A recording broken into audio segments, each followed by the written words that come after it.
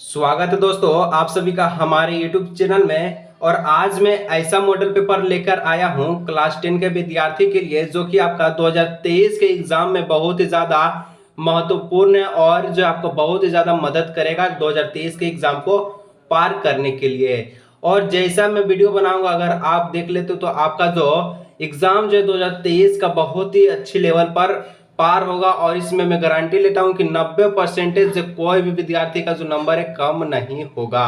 अगर जो मैं कहूंगा अगर ध्यान से उसे पढ़ लेते हैं तो चलिए वीडियो का स्टार्ट करते हैं। और आप भी मुझे एक तरह से सहायता कर सकते हैं, अपने दोस्तों के साथ जितना हो सके जरूर शेयर कीजिएगा और वीडियो को लाइक करके चैनल को जरूर सब्सक्राइब करिएगा।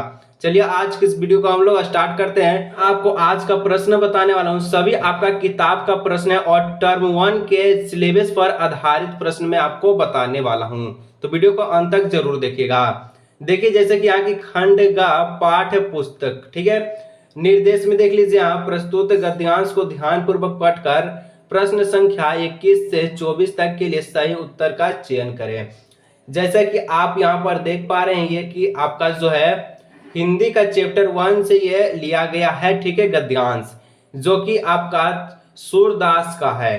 तो यहाँ पर जैसे कि है उद्धो तुम हो अति बरबागी अपरस रहत स्नेह तगाते नाहित मन अनुरागी पुरइन पात रहत जल भीतर तात रस देना दागी ज्यो जल माँ तेल की गगरी बूंद ना ताको लागी प्रीति नदी में पाँव न बोरियो दृष्टि न रूप प्रागे सूरदास अबला हम बोरे गुर चाटे ज्यो पागे, ठीक है। और यहाँ पर मैं आपको इसका जो जितना भी प्रश्न है सभी को बताने वाला हूँ और आपका इसमें से 2023 में अधिक से अधिक प्रश्न पूछा जाएगा। चलिए हम लोग वीडियो का स्टार्ट करते हैं। तो जैसे कि पहला आपका जो प्रश्न है कि इस पद के रचयिता कौन है, तो इस पद के जो रचयिता है ये तुलसीदास है, ठीक है, मैं आपको पहले कह चुका हूँ। नेक्स्ट आपका 2 नंबर की गोपिया किसकी अनन्य भक्त थी, तो गोपिका जो है श्री कृष्ण की अनन्य भक्ति। जितना मैं बता रहा हूँ सभी को नोट करिएगा और अगर चाहते हैं तो पीडीएफ में भी सेंड कर दूंगा, ठीक है। और यहाँ देखिए पुरइन पात का क्या अर्थ है, ठीक है, पुरइन पात का जो अर्थ ये कमल का पत्ता है, ठीक है। आगे देखिए 24 नंबर की गोपियों ने उद्धव के व्यवहार की तुलना किससे की है, तो गोपियों ने जो उद्धव के जो व्यवहार की तुलना है ये कमल के पत्ते और टेल के जो है मटके से की गई है। जिस प्रकार कमल के पत्ते जो है इस पर जो है पानी का कोई प्रभाव नहीं पड़ता और तेल पर जो है पानी का कोई नहीं प्रभाव पड़ता, उसी प्रकार जो है गोपियां ने उद्धव के व्यवहार को तुलना की है। आगे बढ़ते हैं हम लोग नेक्स्ट प्रश्न, जैसे कि यहाँ पर आप देख पा रहे हैं कि निम्नलिखित प्रश्नों के सही विकल्प का चयन करें, ठीक है, सही विकल्प का आपको चयन करना है।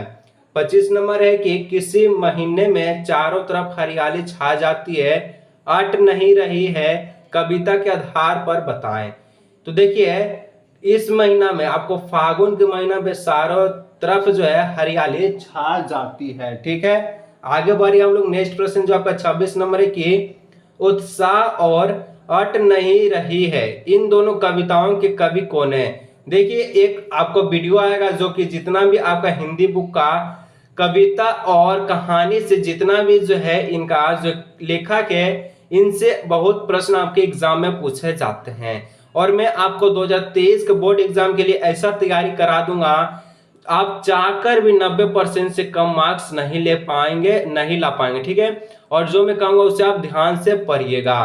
तो उत्साह और अट नहीं रही इसका जो है बी नंबर यानी सूर्यकांत त्रिपाठी निराला इस दोनों पाठ का जो है कवि हैं। आगे बढ़ते हैं नेक्स्ट जो 27 नंबर की किसकी मुस्कान इतनी मोहक है कि मुर्दे में भी जान डाल सकती है। तो देखिए नन्हे जो शिशु होती है यानी नन्हा जो बालक होता है इनका जो इतना अच्छा मुस्कान होता है कि ये जो मरे हुए व्यक्ति के भी चेहरे पर मुस्कान ला देते हैं, लेकिन ऐसा भी नहीं होगा, ठीक है। आगे देखिए नेक्स्ट जो आपका 28 नंबर है कि फसल कविता के अनुसार बताइए कि फसल किनका बदला हुआ स्वरूप है। यहाँ पर देखिए अगर यहाँ पर नदियों का पानी रहता तो ये सही होता, लेकिन यहाँ पर पानी का कोई जिक्र नहीं किया गया है, यहाँ है सूर्य के किरणों। तो यही आपका जो इस प्रश्न का राइट उत्तर हो जाएगा। देखिए जितना भी प्रश्न बता रहे सभी को ध्यान पूर्वक पढ़िए, ठीक है, आपके 2023 के एग्जाम को बेहतर बना देगा। आगे देखिए कि निर्देश में प्रस्तुत गद्यांश को ध्यान पूर्वक पढ़कर प्रश्न संख्या 29 से लेकर 32 तक के सही उत्तर का चयन करें।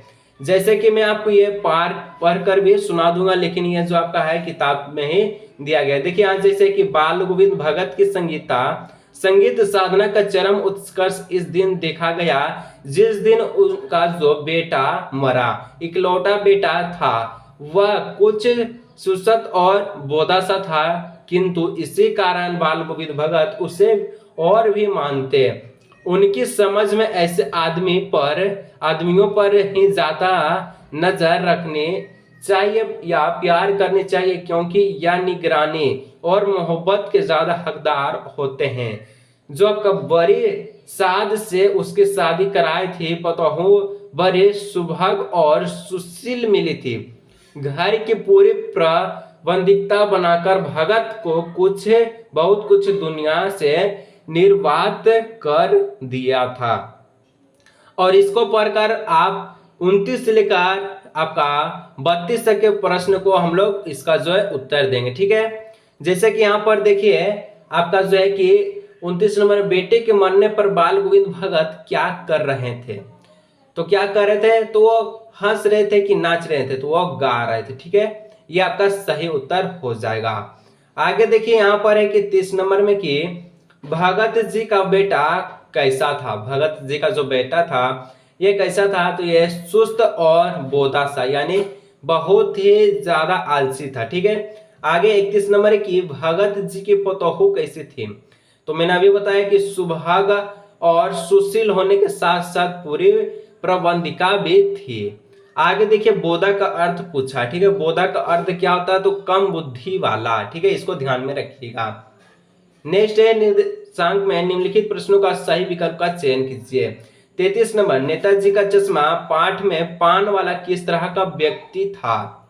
तो ये जो है इस प्रकार का व्यक्ति था। तो यहाँ पर हो जाएगा आपका एक मोटा, हंसमुख और खुश मियाज वाले व्यक्ति, ठीक है।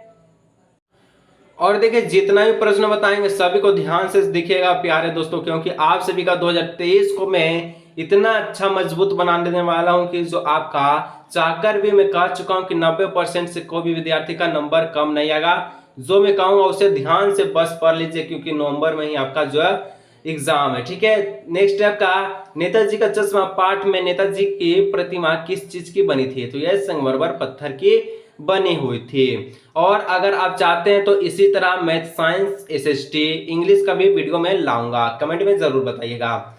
नेताजी की मूर्ति पर चश्मा कौन बदलता था? तो ये कैप्टन जो है नेताजी के मूर्ति पर हमेशा चश्मा को बदलते रहता था। 36 नंबर है, नेताजी का चश्मा पाठ के लेखक कौन है?